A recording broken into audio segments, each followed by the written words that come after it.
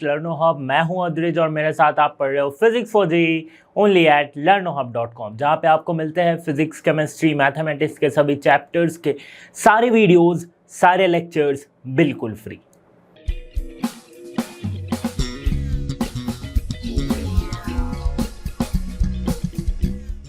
JEE series का अगला chapter, अगला टॉपिक क्या है? रे ऑप्टिक्स है। इसके सेकंड पार्ट यानी कि रिफ्रैक्शन ऑफ लाइट को इस वीडियो में हम समझेंगे। तो चलिए शुरू करते हैं इस वीडियो को।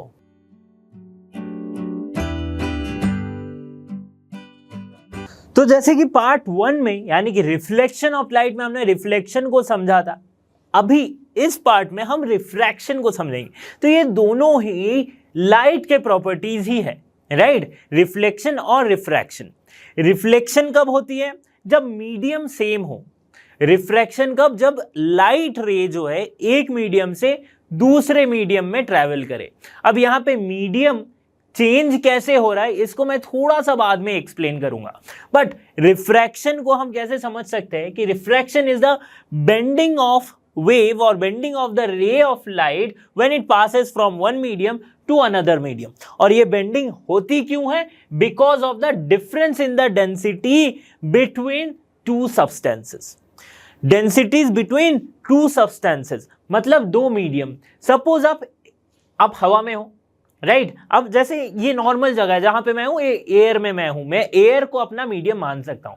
अगर मैं एक लेजर लाइट ऑन करूं और सामने एक पानी का बकेट रखा हुआ, उसमें अगर मैं एक लेजर लाइट पॉइंट करूं तो यहां पे क्या है? एयर की डेंसिटी अलग है और वाटर की डेंसिटी अलग है। तो जो रे ऑफ लाइट ये एयर से वाटर में जा रही है तो ये अपने पाथ से डेविएट हो जाएगी। डेविएट होने का मतलब है थोड़ा सा इसमें बेंड आ जाएगा, राइट? इसकी रे सीधी नहीं जाएगी। इतने देर तक रिफ्लेक्शन ऑफ लाइट में हम क्या कर रहे थे कि रिफ्लेक्शन जो है वो रे ऑफ लाइट जो है वो स्ट्रेट जा रही है, ठीक है, स्ट्रेट जा रही। बट बीच में अगर कोई दूसरा मीडियम आ जाता है तो वो रिफ्लेक्ट हो जाए, सॉरी रिफ्रैक्ट हो जाएगी, यानी कि बेंड हो जाएगी।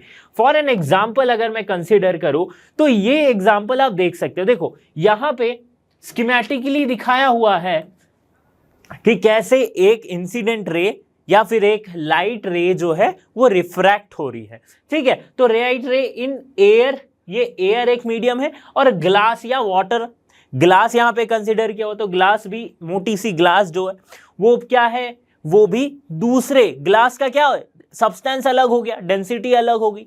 तो यहां पे ये बेंड आपको देखने को मिलेगा। और ये बेंडिंग कहां पे हो रही है? जस्ट इस इंटरफेस में, जस्ट इस इंटरफेस में जहां पे दोनों का सरफेस मिला हुआ है, उसी पॉइंट पे ये बेंडिंग हो रही है। Okay, so this is the boundary और इंटरफेस हम कह सकते हैं। तो इस केस में हम जो लिखते थे रिफ्लेक्शन में, angle of incidence equals to angle of refraction, ये नहीं होगा। रिफ्लेक्शन ये नहीं होगा क्योंकि यहाँ पे एंगल ऑफ रिफ्रैक्शन जो है वो चेंज हो जा रहा है। वो क्या हो जा रही है? चेंज हो रहा है। नॉर्मल से जो एंगल बनती है वो क्या हो रही है? चेंज हो जा रही है। अब ये कब कितना होगा इस पे भी एक डिस्कशन है, उसको भी हम थोड़ी देर बाद समझेंगे। ओके, तो देखो जो डेली लाइफ हम देख सकते हैं रिफ्रैक्शन, वो इस तरह के रिफ्रैक्शन देख सकते हैं। ये आपने देखा ही होगा कि अगर आपने किसी ग्लास के अगर बर्तन में आपने पानी रखी है, या फिर ग्लास में विजिबल रहता है, वैसे तो हर जगह होगा बट ग्लास में विजिबल रहता है, तो उसमें अगर आप एक पेन या पेंसिल को डालोगे तो आपको उसकी शेप जो है कुछ इस तरह से नजर आएगी। क्यों? क्योंकि लाइट रे जो है वो रिफ्रैक्ट हो जा रही है। लाइट रे रिफ्रैक्ट हो रही है, इसलिए हमें पेंसिल भी कुछ इस तरह से नजर आ रही है। ओके, बट ऐसा होता है क्या? नहीं होता है। आधी आधी पेंसिल लगी रहती है क्या? नहीं होता है। दूसरी बात ये कि जब ये वाला तो आपने बहुत जगह देखा है कार्टून्स वगैरह में, राइट? बहुत बार देखे हमने, चाहे वो कार्टून देखो, एनीमे देखो, तो इस तरह से जो फिशिंग करते हैं, या फिर फिशिंग मतलब वो वाला फिशिंग नहीं, मतलब मछली पकड़ने वाला फिशिंग। ओके, तो फिशिंग करते हैं जब, तो क्या होती है? दूर से हमें क्या लगता है कि फिश की पोजीशन जो है वो यहां पे है, बट ये एक्चुअल में नहीं होता है क्योंकि लाइट जो हमें दिखता कैसे है? हमें दिखता कैसे? कोई भी ऑब्जेक्ट पे लाइट गिरती है, फिर उस ऑब्जेक्ट से वो लाइट रिफ्लेक्ट होके हमारे आंखों तक आती है, तब हमें दिखता है। ऐसा नहीं है कि हमारे आंखों से कोई रे निकल के जा रही है, नहीं। लाइट रे सपोज सनलाइट इस ऑब्जेक्ट पे गिरेगी, ठीक है? अब ये गिरते वक्त ही रिफ्रैक्ट हो गई, फिर वापस जाते वक्त फिर से मीडियम चेंज हुआ तो फिर से रिफ्रैक्ट हो गई और ये दिखाई देगी इनको, राइट, जो भी फिशरमैन है उसको दिखाई दे रही है। अब क्या हो रहा है, बिकॉज ऑफ रिफ्रैक्शन ये पोजीशन हमें यहां पे दिख रहा है, बट एक्चुअली फिश जो है वो यहां पे है, ठीक है, एक्चुअली जो फिश है वो यहां पे है। ओके, समझ में आ रही बात, मतलब ये रिफ्रैक्शन कुछ इस तरह से हो रहा है, यहां पे आई लाइट, यहां से गया ऐसे, एक्चुअली इसे कहां दिख रहा है, इस पॉइंट पे दिख रहा है। ओके, तो इस वजह से बहुत बार मिस हो जाता है, राइट। तो अगली बार जब अगर आप फिशिंग कर रहे हो तो आपको इतनी सी फिजिक्स ध्यान रखनी चाहिए। ओके, समझ में आए। तो ये थे रिफ्रैक्शन के कुछ बेसिक एग्जांपल, ये आप बहुत पहले भी पढ़ चुके, बट एक बार बताने में क्या दिक्कत है। ओके, तो समझ में आ गई कि कब होता है। अच्छा, एक्चुअल में क्या होता है जो रिफ्रैक्शन हो रहा है, तो लाइट रे जो आ रही है वो एक मीडियम में, एयर में या फिर वैक्यूम में लाइट की स्पीड को हम मानते हैं c, दैट इज 3 × 10⁸ मीटर पर सेकेंड, ये हम मानते हैं लाइट की स्पीड को। तो क्या होती है कि जब ये कब है, जब लाइट एयर या फिर एयर में है, नॉर्मली जो प्रेजेंट एयर में, या फिर वैक्यूम में, वैक्यूम में इसकी स्पेसिफिक वैल्यू इतनी आई थी, राइट, हम एयर में भी इतनी ही कंसीडर करते हैं। तो एयर या फिर वैक्यूम में लाइट की स्पीड इतने के आसपास होती है, 3 × 10⁸ मीटर पर सेकेंड। बट जैसे ही मीडियम चेंज होता है, डेंसिटी के साथ साथ स्पीड ऑफ लाइट जो है वो वैरी कर जाती है, मतलब स्पीड ऑफ लाइट जो है वो चेंज हो जाती है। अब स्पीड ऑफ लाइट चेंज होने के वजह से ये रिफ्रैक्शन हमें देखने को मिलता है, ठीक है। तो एक्चुअल में रिफ्रैक्शन को कैसे हम बता सकते हैं कि change in speed of light when moving from one medium to another medium, we call it as refraction, इस तरह से भी डिफाइन कर सकते हैं। ओके, तब देखिए रिफ्रैक्शन होता है तो इसके कुछ लॉज भी है। दो लॉ बेसिकली हम जानते हैं, वो क्या है कि the incident ray, refracted ray and the normal to the interface of two media at the point of incidence lie on the same plane. तो ये सेकेंड लॉ ऑफ रिफ्लेक्शन के सिमिलर है, राइट, इसमें कोई ज्यादा दिक्कत वाली बात नहीं है। दूसरा क्या लॉ है रिफ्रैक्शन का, the ratio of sine angle, sine of the angle of incidence to the sine of the angle of refraction is constant, ठीक है, and this is also called Snell's law. तो इसे स्नेल्स लॉ भी कहा जाता है। थोड़ा सा इस पे ध्यान देते हैं कि अगर यहां पे रिफ्रैक्शन हो रही है तो ये इसकी जो साइन एंगल है, स्नेल्स लॉ क्या कहता है, स्नेल्स लॉ क्या कहता है कि sine of angle of incidence sine I by sin r, ratio of this sin angle of incidence and refraction equals to some constant। ये क्या होती है, कांस्टेंट होती है, और इस कांस्टेंट को ही हम कहते हैं क्या, म्यू और n, जिसे हम नाम देते हैं किसकी, रिफ्रैक्टिव इंडेक्स की, रिफ्रैक्टिव इंडेक्स, ठीक है, रिफ्रैक्टिव इंडेक्स नाम दिया जाता है। ओके, रिफ्रैक्टिव इंडेक्स म्यू, और कहीं कहीं पे एन भी लिखा जाता है, तो मैं यहां पे म्यू कंसीडर कर रहा हूं, ठीक है, कहीं कहीं पे आपको एन मिलेगा, N refractive index. So refractive index क्या हो गई, sine I by sine R, ठीक है, समझ में आया। ये कहां से लिखा हमने, स्नेल्स लॉ से लिखा, ठीक है। अगर ये मीडियम एयर या फिर वैक्यूम है तो इस केस में हम refractive index of air and any other medium, suppose यहां पे ग्लास है, तो एयर से जब भी इंसिडेंट हो रही है कोई दूसरे मीडियम में, तो उसे हम कहते हैं क्या, absolute refractive index, refractive index क्या कहते हैं, एब्सोल्यूट रिफ्रैक्टिव इंडेक्स, ठीक है। इस पे थोड़ा सा और समझते हैं हम कि रिफ्रैक्टिव इंडेक्स को हम किस किस तरह से डिफाइन कर सकते हैं। तो म्यू को हम ऐसे भी लिख सकते हैं कि mu equals to ratio of speed of light in air और वैक्यूम, ठीक है, और वैक्यूम, या फिर वैक्यूम और एयर, कुछ भी लिखो, bye speed of light in the medium, जो भी मीडियम है, ठीक है। तो इसमें से हमें मिलेगा क्या, ये क्या है एक्चुअल में, रिफ्रैक्टिव इंडेक्स। कौन सी वाली, absolute refractive index. Absolute refractive index बताती है कि एक पर्टिकुलर मीडियम का रिफ्रैक्टिव इंडेक्स कितना है, और उस पर्टिकुलर मीडियम के रिफ्रैक्टिव इंडेक्स को हमने कंपेयर किया किससे, एयर से, ठीक है, एयर से कंपेयर किया है, ठीक है। तो यहां पे हम सिंपली लिख सकते हैं C, और अगर refraction speed of light in that medium, उसको हम कंसीडर कर रहे V, ठीक है। दूसरी बात अगर आती है कि रिलेटिव रिफ्रैक्टिव इंडेक्स के लिए, ये हमने क्या लिखा, एब्सोल्यूट रिफ्रैक्टिव इंडेक्स। ये क्या हम लिख रहे, रिलेटिव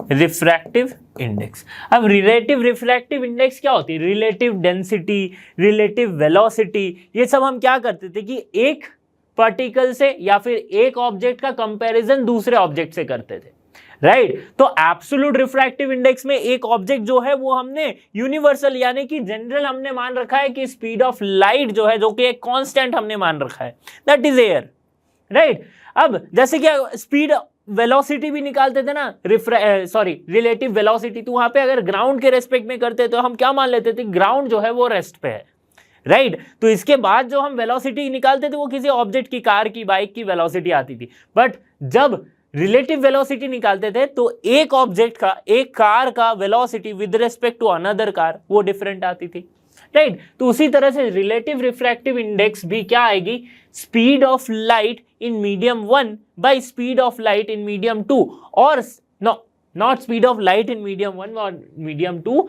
ये सिंपली हम लिख सकते कि μ1 बाय μ2, मतलब refractive index of medium 1 by refractive index of medium 2। अब स्पीड ऑफ लाइट के टर्म्स में लिख सकते हैं, कैसे, देखो सिंपल सी बात है, μ1 क्या हो सकती है, speed of light in air by speed of light in medium 1, तो C बाय V1, ठीक है। और μ2 क्या होगी, रिफ्रैक्टिव इंडेक्स ऑफ मीडियम 2, जो कि absolute refractive index of medium 2 है, वो क्या है, speed of light in air by speed of light in medium 2, तो ये कैसे हो जाएगा, C by V2, C will cancel out, V2 by V1, V2 by V1, so μ1, अच्छा ये μ12 लिखते हैं, μ12 यानी कि refractive index of 1 with respect to refractive index of 2, ठीक है। सो μ12 को हम इस तरह से लिख सकते हैं, V2 बाय V1। ये क्या आ गया हमारे पास, रिफ्रैक्टिव इंडेक्स, कौन सी वाली, relative refractive index of medium 1 with respect to medium 2। समझ में आ रही है बात, ओके। तो ये रिफ्रैक्टिव इंडेक्स के बारे में जाना हमने कुछ। अच्छा, रिफ्रैक्टिव इंडेक्स का यूनिट क्या है, तो ये यूनिटलेस है, क्योंकि ये वेलोसिटी का रेशियो है, राइट, वेलोसिटी का रेशियो, तो ऊपर भी वेलोसिटी नीचे भी वेलोसिटी, मीटर पर सेकेंड कैंसिल आउट हो गया, तो यूनिटलेस क्वांटिटी बची। रिफ्रैक्टिव इंडेक्स हमें क्या बताते हैं, अच्छा मैक्सिमम रिफ्रैक्टिव इंडेक्स कितनी हो सकती है, तो एयर की मैक्सिमम रिफ्रैक्टिव इंडेक्स होती है जो कि हम लिखते हैं 1, ठीक है। एयर की रिफ्रैक्टिव इंडेक्स को हम लिखते हैं क्या, 1। रिफ्रैक्टिव इंडेक्स मैक्सिमम कितनी हो सकती है, तो जैसे स्पीड ऑफ लाइट वैरी करेगी मीडियम के अंदर, उस तरह से हम निकाल सकते हैं। बट वाटर की जो रिफ्रैक्टिव इंडेक्स है दैट इज 1.33, ओके। तो यहां तक हमें समझ में आ गया था। अब आगे बढ़ते हैं, अगर रिफ्रैक्शन हो रही है लाइट की तो उसकी पाथ किस तरह से होगी, राइट। मैंने क्या बताया था कि बेंड हो रहा है लाइट का, और रिफ्रैक्ट होने के बाद बेंड हो रहा है, तो ये बेंड क्या होगा, किस तरफ बेंड होगा, ये हम कैसे समझेंगे। तो उसके लिए दो सिंपल सी यहाँ पे इमेज मैंने ड्रॉ कर रखी है।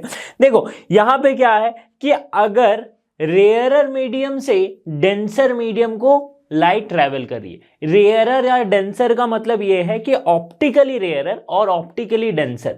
ऑप्टिकली रेयरर या डेंसर किसे कहते हैं? जिसकी रिफ्रैक्टिव इंडेक्स कम होती है उसे हम कहते हैं ऑप्टिकली रेयरर, और जिसकी रिफ्रैक्टिव इंडेक्स ज्यादा होती है उसे कहते हैं optically denser medium.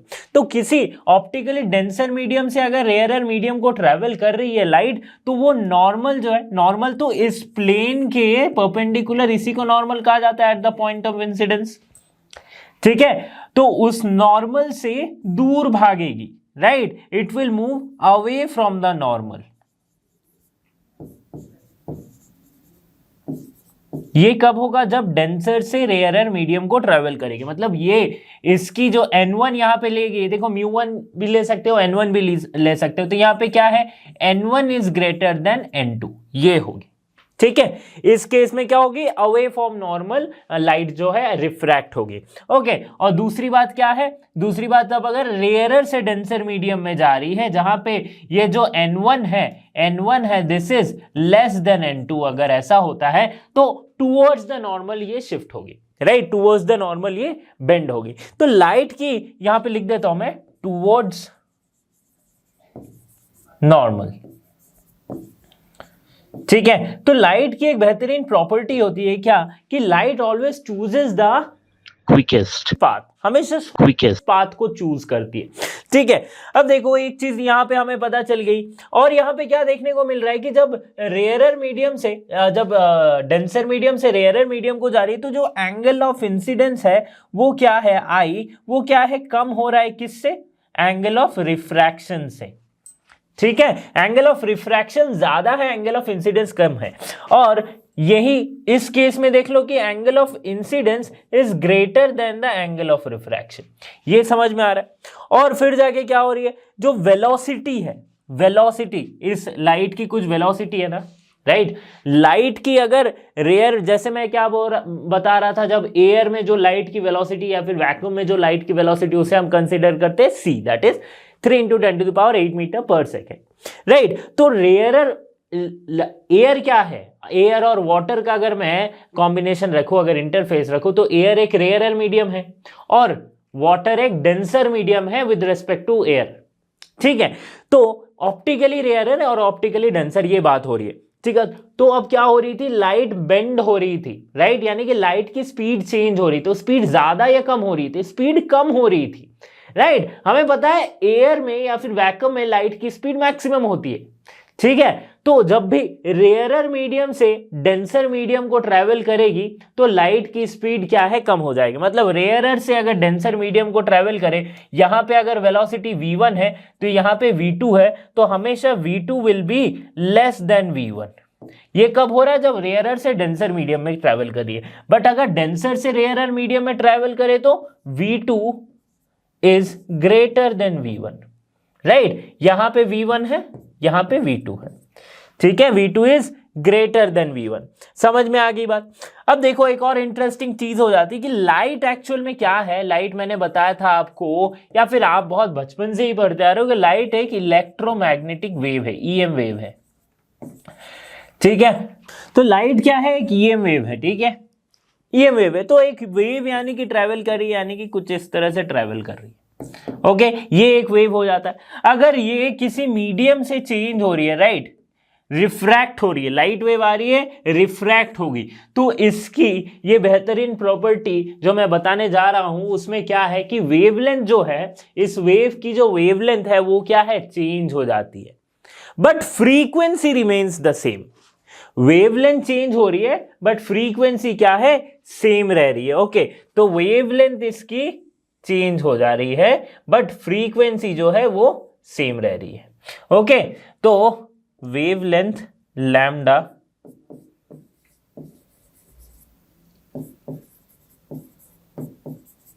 Changes but frequency remain same।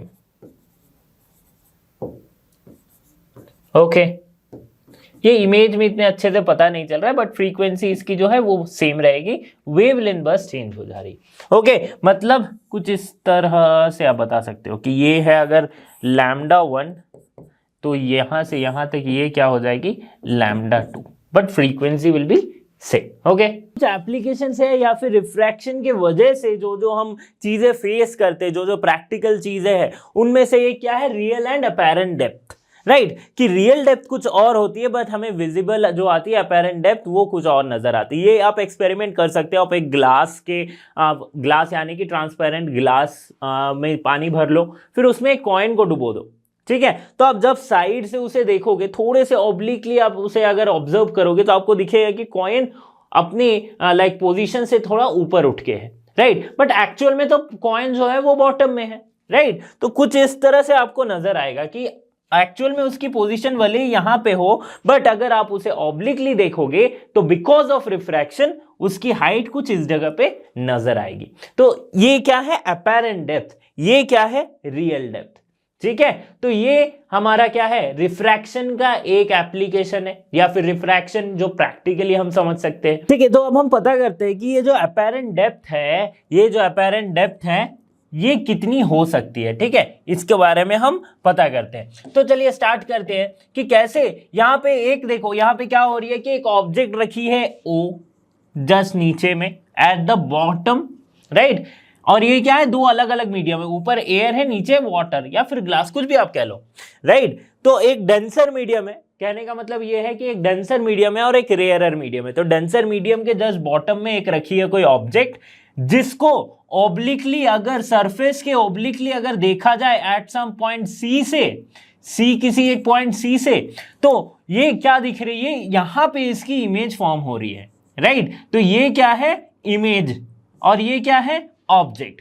अब देखो थोड़ा सा अगर मैं ज्योमेट्री पे फोकस करूं तो मुझे क्या मिल रहा है, angle AOB equals to angle OB and dash. तो AOB that is the incident angle I, और OB एंड N डैश यानी कि ये वाले एंगल, तो ये भी इंसिडेंट एंगल I। सो ये दोनों एंगल क्या हो रही है, बराबर I के।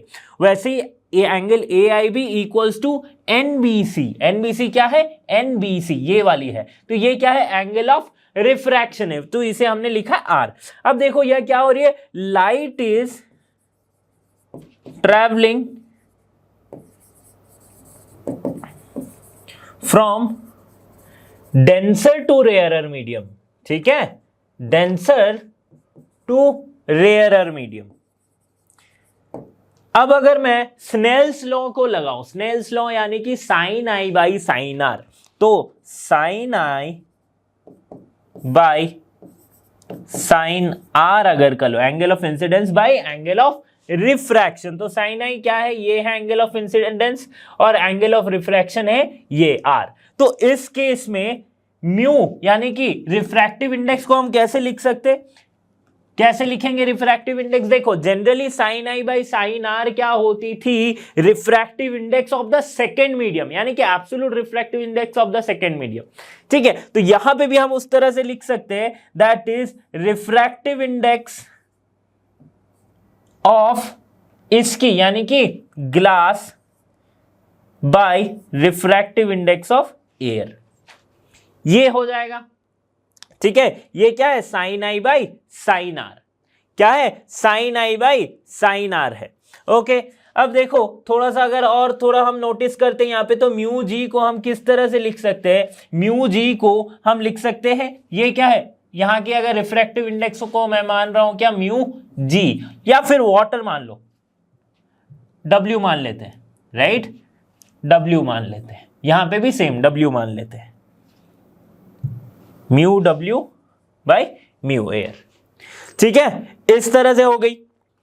अब बात करते हैं sine I by sine R, mu W by mu A, ये किसके बराबर आएगी, तो साइन I क्या है, साइन I यानी कि P बाई H, यानी कि परपेंडिकुलर है AB बाई OB, तो ये क्या हो रही है, AB बाई OB, ये क्या आ रही है, साइन I, ओके। और by sine R equals to लिख रहा हूं, साइन R क्या है, रिफ्रैक्टिव इंडेक्स यानी कि AI P by H, so A B by B I, I B, A B by I B.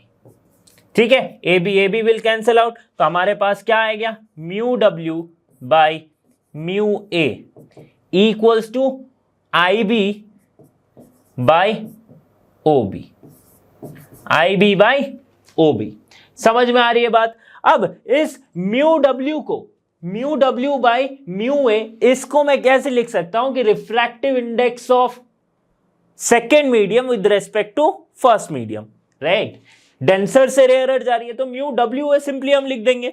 तो यहां पे मैं सिंपली अगर लिखूं कि mu W A equals to, mu W A equals to I B क्या है, आई बी है ये वाली डिस्टेंस, ठीक है, और ओ बी क्या है, ओ बी है ये वाली डिस्टेंस, ठीक है।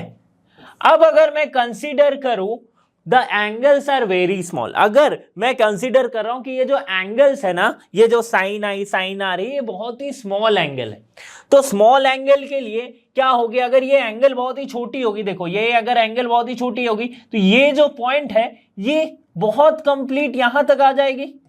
तो मैं सिंपली इतना कह सकता हूं कि ए बी जो आई बी है which will be equals to और similar to I A, that means I B will be approximately similar to IA and OB is approximately similar to OA, ठीक है। तो देखो अब IB के जगह पे IA पुट कर देंगे और OB के जगह पे OA पुट कर देंगे, तो WA इक्वल्स टू क्या आ गया, IA बाय OA, ठीक है। IA क्या है, that is the apparent depth, so apparent depth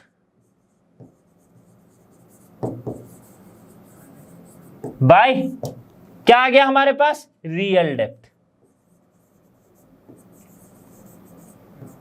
ठीक है। OA क्या है, रियल डेप्थ है, ठीक है। सो W मतलब सेकेंड मीडियम का जो एब्सोल्यूट रिलेटिव रिफ्रैक्टिव इंडेक्स होगा with respect to the first medium, that will be equal to apparent depth by real depth, ठीक है। और इसे सिंप्लीफाई करके हम 1 by refractive index of AW अगर मैं लिखूं तो real depth by apparent depth मैं लिख सकता हूं। समझ में आ गई बात। ये क्या है, ये इसका रेसिप्रोकल है और कुछ नहीं, ठीक है, ठीक है। तो इसको अगर मैं बहुत ही सिंप्लीफाई करके लिखूं तो सिंप्लीफाई करके कैसे लिख सकता हूं, ये तो वाटर और एयर का इंटरफेस था, वाटर और एयर का केस में था, तो इसके जगह पे ग्लास भी हो सकता है, कोई और दूसरी मटेरियल भी हो सकती है। तो इसको मैं लिख सकता हूं कि अगर ये है रिफ्रैक्टिव इंडेक्स 1 और मीडियम 1 और ये है मीडियम 2, ठीक है, 2 लिखते हैं इस तरह से, तो इसको मैं जनरली लिख सकता हूं ऐसे कि medium μ2 by μ1, right. Refractive index, absolute refractive index of 2 by absolute refractive index of 1 equals to क्या आ जाएगी, रियल बाय अपैरेंट डेप्थ, ठीक है। कंफ्यूजन नहीं रखना है, रियल बाय अपैरेंट डेप्थ। ये वाला क्या था, ये जस्ट इसका रेसिप्रोकल है और कुछ नहीं है, ठीक है। दोनों में कंफ्यूजन नहीं हो, आप ये इक्वेशन को जनरली यूज कर सकते हो, ठीक है। Refractive index of 2 with respect to 1 equals to real depth by apparent depth. तो इसमें से हमें एक बहुत ही बेसिक सी चीज पता चल रही है, क्या कि अपैरेंट डेप्थ जो होगी वो हमेशा रियल डेप्थ से कम होगी, राइट, हमेशा रियल डेप्थ से कम होगी। ओके, अब आगे देखते हैं कि अगर 2 की जगह ज्यादा मीडियम है, मतलब कुछ इस तरह से है, यहां पे देखो ऑयल, वाटर, मिल्क, हनी, इन सब की डेंसिटी नीचे की तरफ क्या है, बढ़ते जा रही है, यानी कि इसकी रिफ्रैक्टिव इंडेक्स भी जो है वो बढ़ते जा रही है। इसकी रिफ्रैक्टिव इंडेक्स अगर μ1 है, इसकी रिफ्रैक्टिव इंडेक्स μ2 है, μ3 है और इसकी रिफ्रैक्टिव इंडेक्स μ4 है, such that μ4 is greater than μ3, is greater than μ2 and is greater than μ1। तो इस केस में apparent depth हम कैसे पता करेंगे? राइट, कोई भी अगर यहां पे कोई कॉइन है, सपोज करते बॉटम में कोई एक कॉइन है, तो मैं यहां से अगर देख रहा है ऑब्लिकली, अगर इसे ऑब्जर्व किया जा रहा है, तो ये तो बहुत बार रिफ्रैक्शन हो रहा है, राइट, हर बार रिफ्रैक्शन हो रहा है। तो इस केस में क्या नजर आएगा? इस केस में क्या नजर आएगा? अपेरेंट डेप्थ कहां नजर आएगी? ऑब्वियसली कहीं तो नजर आएगी, कहीं तो नजर आएगी अपेरेंट डेप्थ। तो वो डेप्थ कितनी होगी वो हमें पता करना है। तो वो कैसे पता करेंगे? तो इसके लिए एक बड़ा ही सिंपल सा सीक्वेंस वाला फॉर्मूला है जो आप यूज कर सकते हो कि अपेरेंट डेप्थ यानी कि depth apparent equals to d1 by μ1 plus d2 by μ2 plus d3 by μ3 plus d4 by μ4। ठीक है, ये फॉर्मूला है। डायरेक्ट क्वेश्चन एडवांस में पूछा जाता है। d1 d2 d3 क्या है? तो ये जितनी लिक्विड है उसकी डिस्टेंस है। ये है d1, ये है d2, ये है d3 और ये नीचे वाली है d4। मतलब इतनी इतनी थिकनेस है इसकी। ओके, इतनी इतनी थिकनेस है सच दैट ये सारे इमिसिबल लिक्विड है, मतलब एक दूसरे में मिक्स नहीं हो रहे, एक दूसरे के ऊपर लेयर बाय लेयर ये लिक्विड्स कुछ इस तरह से है। तो अगर कोई लाइक जनरली राइट, अगर मैं कंसीडर करूं तो लिक्विड की जगह कुछ भी कंसीडर कर सकते हैं। एक ग्लास, उसके ऊपर एक लिक्विड, फिर एक ग्लास, दूसरे मटेरियल की, ये मैं कंसीडर कर सकता हूं।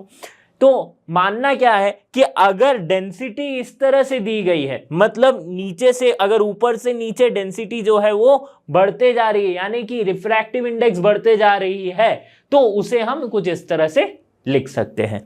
ओके, कुछ इस तरह से लिख सकते हैं। और ऑब्वियसली ऐसे ही अरेंजमेंट होगा अगर लिक्विड्स है, तो अगर वो लेयर्स कब फॉर्म करेगी? जब डेंसिटी जिसकी, अगर μ3 और μ4 की बात करूं, ये एक दूसरे के ऊपर लेयर कब फॉर्म कर सकती है? जिसकी डेंसिटी ज्यादा है वो नीचे रहेगी, जिसकी डेंसिटी कम है वो उसके ऊपर रहेगी, राइट। तो ये कॉमन सेंस ही है कि अगर इमिसिबल लिक्विड है, मतलब जो सबसे ऊपर है उसकी डेंसिटी सबसे कम है। ओके, समझ में आ रही बात?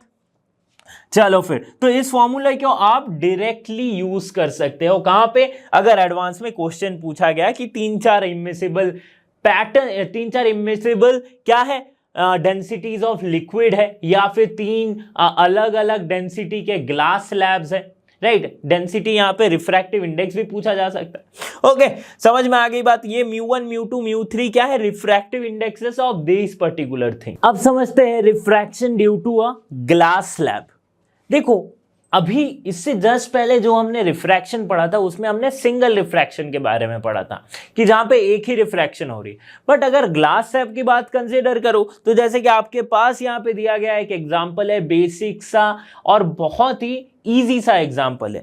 ये एग्जांपल या फिर इस तरह के ग्लास स्लैब्स को आप लेजर लाइट से पास कर लेजर लाइट को ग्लास स्लैब से पास करवाने वाला एक्सपेरिमेंट आप स्कूल में भी कर चुके हो, ठीक है। तो इसमें है क्या, इसमें क्या हो रही है? देखो, क्यों मैं बोल रहा हूं यहां पे सिंगल रिफ्रैक्शन नहीं है, क्योंकि अगर आप बात करते हो ग्लास स्लैब के बारे में कुछ इस तरह से, ठीक है, तो यहां पे आप देख सकते हो क्या, यहां पे दो रिफ्रैक्शन हो रही है। एक हो रहा है इस सरफेस पे, राइट, तो ये क्या हो रही, ये है रेयरर मीडियम, राइट, यानी कि यहां पे है क्या, एयर, और ये है डेंसर मीडियम। इसकी रिफ्रैक्टिव इंडेक्स को μ लेते हैं, इसकी रिफ्रैक्टिव इंडेक्स को μg लेते हैं।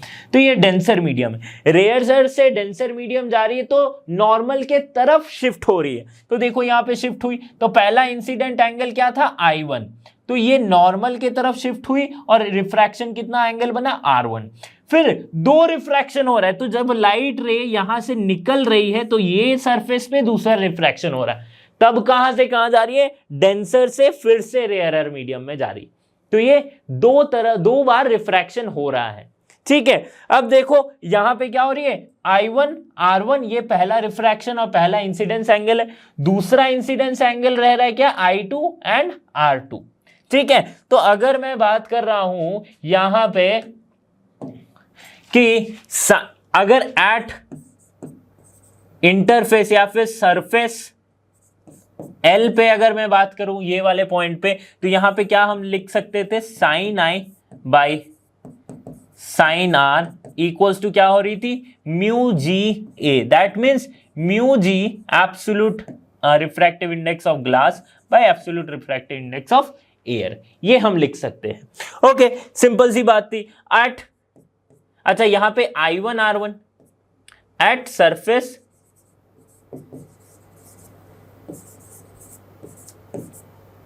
M, इस सरफेस पे क्या हो रहा था, साइन I2 साइन R2, यहां पे क्या हो रही थी, उल्टा हो जाएगा, mu A G, that means mu A by mu ji.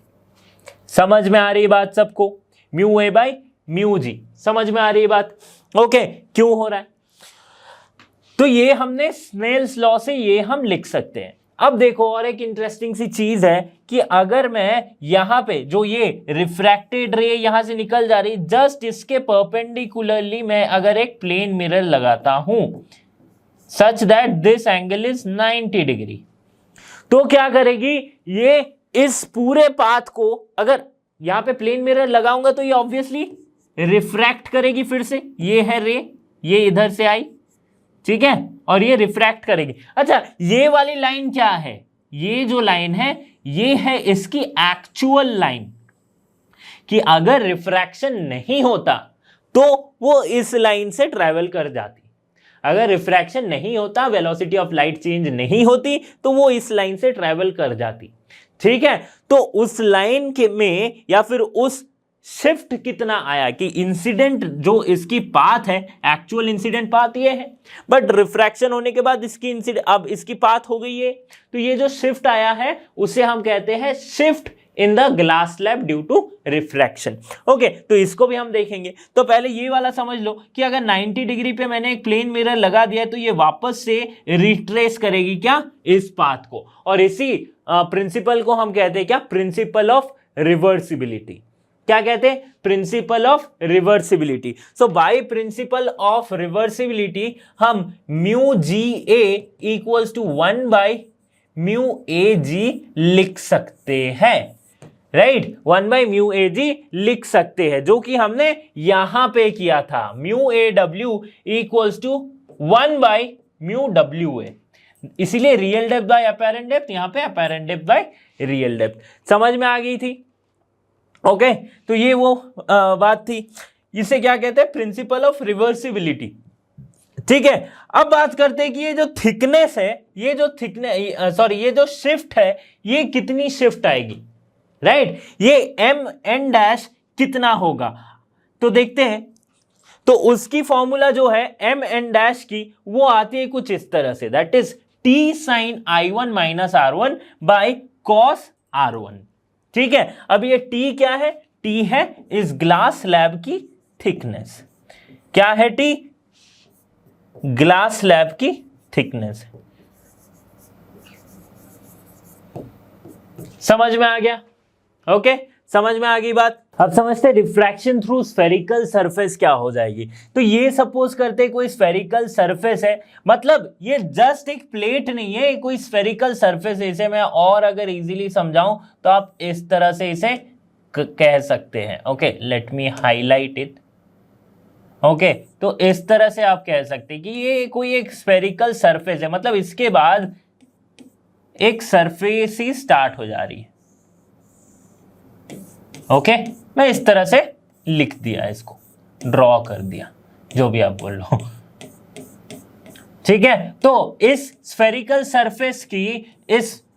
Surface की रिफ्रैक्टिव इंडेक्स जो है वो क्या है, μ2 है, क्या है, μ2, और इसके बाहर जो रिफ्रैक्टिव इंडेक्स है वो क्या है, μ1 है, ये μ2, अच्छा यहां पे लिखा हुआ है, ओके फाइन। तो देखो अभी रिफ्रैक्शन क्या हो गई, रिफ्रैक्शन यहां पे क्या हो रही है कि जिस तरह से होती थी μ2 अगर ज्यादा है, यानी कि ये ऑप्टिकली डेंसर मीडियम है, तो रेयरर से डेंसर होगी, तो नॉर्मल के तरफ शिफ्ट होगी, है ना, नॉर्मल के तरफ शिफ्ट होगी। तो ये अगर इंसिडेंट रे है, ऑब्लिकली डिपेंड हो रहा है, तो ये इस पॉइंट पे ये नॉर्मल खींची जा सकती है। अच्छा, स्फेरिकल सरफेस पे नॉर्मल कैसे ड्रॉ करें, ठीक है, अगर पॉइंट यहां पे इंसिडेंट हो रही है, तो यहां पे मैं नॉर्मल कैसे ड्रॉ कर सकता हूं? तो देखो टेंजेंट खींचो, इस पॉइंट पे एक टेंजेंट खींचो, ये होगी टेंजेंट, इसके नॉर्मल यानी कि ये वाला हो जाएगा, ठीक है, इसका नॉर्मल यानी कि ये वाला हो जाएगा। तो अगर स्फेरिकल सरफेस जैसे कि यहां पे पॉइंट है तो इसका टेंजेंट खींचा यहां पे, इसका नॉर्मल ये वाला आ गया, राइट।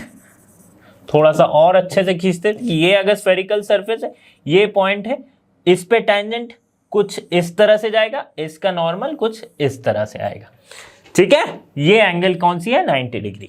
समझ में आ रही? तो इसी तरह से यहां पे EC जो आप देख रहे हो ये क्या है? नॉर्मल है, ठीक है। EC जो देख रहे हो ये क्या है? नॉर्मल है। Where C is the centre of curvature, P is the pole, I जहां पे इमेज बन रही है, O क्या है? जो ऑब्जेक्ट है वो रखी है O पे। तो अगर O पे कोई एक ऑब्जेक्ट रखी है, रिफ्रैक्शन के बाद इमेज कुछ यहां पे बन रही है, ठीक है। समझ में आ रही है बात? अब हम इसके एक रिलेशन को फाइंड करेंगे, एक बहुत ही इंटरेस्टिंग सा रिलेशन फाइंड करेंगे जो डिफाइन करेगा रिफ्रैक्शन इन स्फेरिकल सरफेसेस, ठीक है। तो ये जरूरी नहीं कि ये इतना सा ये पूरा एक स्फेयर भी हो सकता है तो भी यही रिफ्रैक्शन होगा, तो उसके लिए हम फाइंड कर सकते हैं। देखो ये जनरली यूज होता है कहां पे? जहां पे एक वाटर की एक बबल है, सपोज करते एक बड़ा सा वाटर का बबल है, अब उस पर आप लाइट भेज रहे हो तो कैसे रिफ्रैक्शन होगा, ये हम यहां पे देख सकते हैं, राइट। ओके चलो फिर यहां पे देखते हैं। तो ये जो एंगल बनाई है ऑब्जेक्ट ने वो क्या है? अल्फा। ये बीटा एंगल बनाई है किसने? सेंटर ऑफ कर्वेचर में, और ये एक्चुअली नॉर्मल है जो कि है एंगल बीटा, और ये सारे प्रिंसिपल एक्सिस पे बने हुए एंगल है, राइट। ये है गामा। तो यहां से मैं देख सकता हूं क्या? अगर मैं सिंपल सा स्नेल्स लॉ लगाऊं, दैट इज साइन, यहां पे क्या है? Incident angle θ1 by sine θ2 equals to क्या हो जा रही है? μ2 बाई μ1। ये एक इक्वेशन है, ये हम जानते हैं क्या है? स्नेल्स लॉ है। सो μ1 साइन θ1 इक्वल्स टू μ2 साइन θ2, ठीक है। फॉर वेरी स्मॉल एंगल, अगर ये एंगल θ1 θ2 बहुत ही स्मॉल हम कंसिडर करें तो हम sine theta can be written as, लिख देता हूं, for small angle sine theta. देखो फिजिक्स में ये बहुत यूज होने वाला है कि for small angle sine theta को हम कंसिडर कर लेते हैं थीटा से, ठीक है, क्योंकि दोनों की वैल्यू ऑलमोस्ट सिमिलर आएगी। ओके सो ये हम लिख सकते हैं μ1 θ1 इक्वल्स टू μ2 θ2। इसको मानते हैं क्या? इक्वेशन 1। अच्छा ये θ1 एंगल अगर देखो, नोटिस करो तो ये एक, अच्छा यहां पे एक और मैं ट्रायंगल एक और पाथ में खींच देता हूं। सपोज कर लेते हैं इसको M, ओके इसको क्या कर लेते हैं? M। तो ये अगर ट्रायंगल बन रहा है MDO, ठीक है, MDO अगर एक ट्रायंगल बन रहा है तो यहां पे इस ट्रायंगल में θ1 क्या है? एक एक्सटीरियर एंगल हम बोल सकते हैं, राइट? नहीं, अगर ये ट्रायंगल को कंसीडर करें OCD तब हम θ1 को एक एक्सटीरियर एंगल बोल सकते हैं, राइट? जो कि OD बेस पे CD बेस पे एक एंगल θ1 ये एक्सटीरियर एंगल है। तो एक्सटीरियर एंगल का क्या प्रॉपर्टी होता है?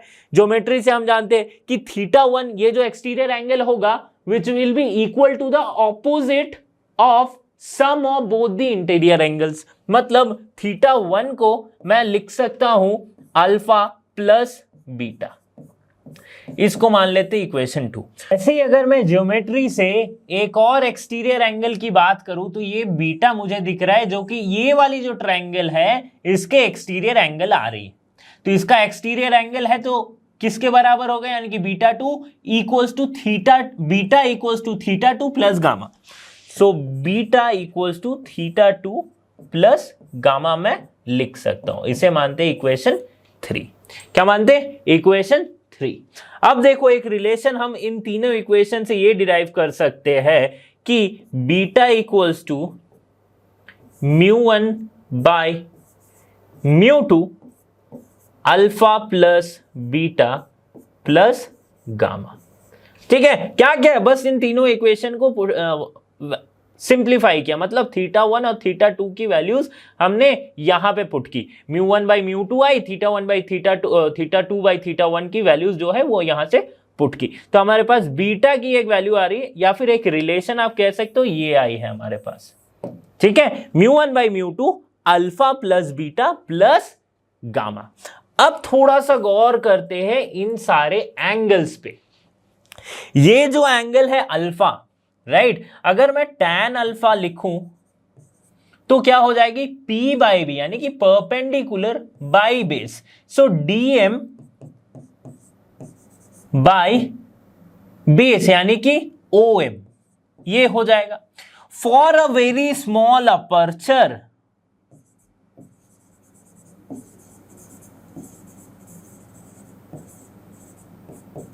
जब मैंने एंगल भी स्मॉल कंसीडर किया था तो साइन tan थीटा को हमने क्या कंसीडर कर लिया था, साइन थीटा को हमने कंसीडर कर लिया था थीटा के बराबर।